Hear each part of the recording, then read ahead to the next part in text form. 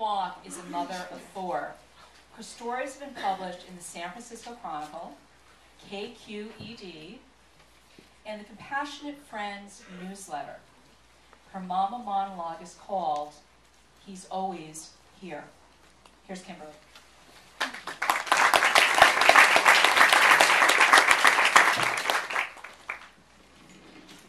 Sorry,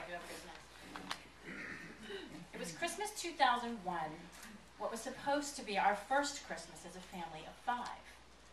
Mackenzie and Tyler busied themselves with Santa's generous bounty, while crystal angel ornaments played a stand-in role for our baby Aaron, whose name filled each Sid's memory board we could find.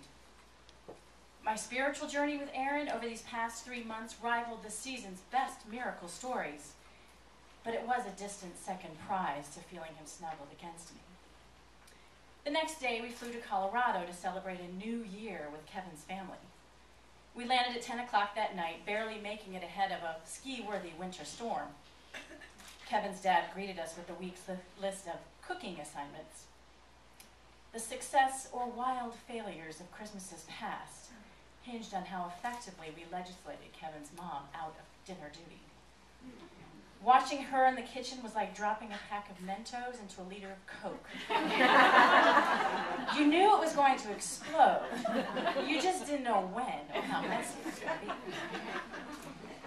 I glanced at the list and noticed New Year's Eve was slotted for an at-home celebration, not our traditional family get-together with the Tangs. I told them we were too big of a group, Dad said, even though we both knew we were the same number of people as last year. I protested. Of all the years to miss this party, this is not the one. We are saying goodbye to 2001 in a big way. We are going. I knew this was too loud, too direct, too American, but I assumed my bereaved status gave me some expanded rights. 40 minutes later, we arrived at the condo to a rush of family who hugged a little longer and tighter than usual. I used bedtime as an excuse to be alone and tried to convince myself it was the altitude and fatigue making me feel so down. Over the next few days, I practically chased my sisters-in-law as an audience for my Aaron aha moments. Recounting my spiritual discovery, I realized that my conversation filter was set to Northern California New Age, completely out of range for Asian family proper. That would probably explain why Kathleen and Vivian never came to a complete stop when I tried to talk to them. Aaron's loss and my subsequent stories set me apart from my Chinese family even more than my red-haired freckles. My unabashed spirituality reinforced my mother-in-law's general distrust of Americans, a term she used synonymously with white people when she thought I was out of earshot. By the 4th day in Vail, I was flat on my back with a flu that was making headlines. Forced into quarantine lest I become the one who got everyone sick this year, I looked for the excuse for solitude I've been seeking. I waved a quick goodnight to anyone who noticed behind the buzz of leftovers, a menu requiring harried stir-frying and enough new dishes to guarantee we wouldn't finish anything. I retreated to our downstairs bedroom, closed the door, and flopped onto the nearest twin bed.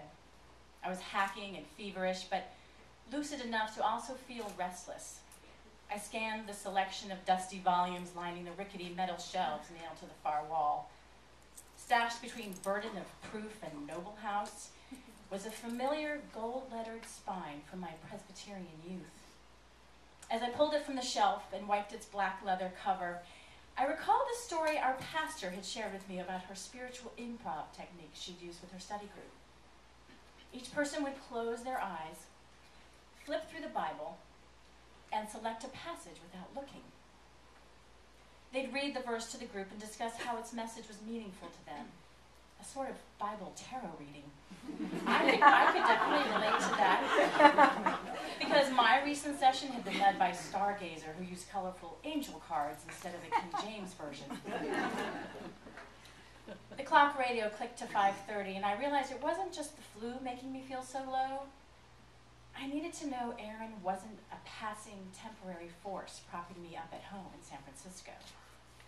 I'd spent 3 months basking in his spiritual presence, only to find it erased by a 3-hour flight and an unreceptive audience. If these experiences had been so easy to discard, perhaps they'd been nothing more than a shock-induced buffer to leave me intact. I decided to test him one more time. I closed my eyes, sending my wish through my internal prayer channel.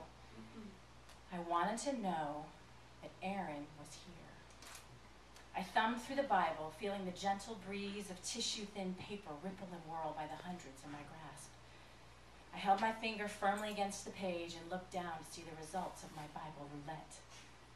It was a verse from the Song of Solomon. I read it out loud to give voice to the message I was sure Aaron was sending. It said, "I sleep, but my heart waketh. It is the voice of my beloved that knocketh, saying, Open to me, my sister I love."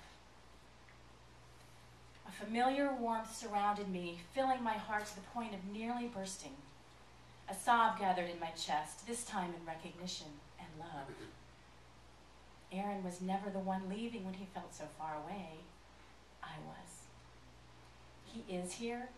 He's always here. And sometimes, maybe, I will stop doubting him. Woo!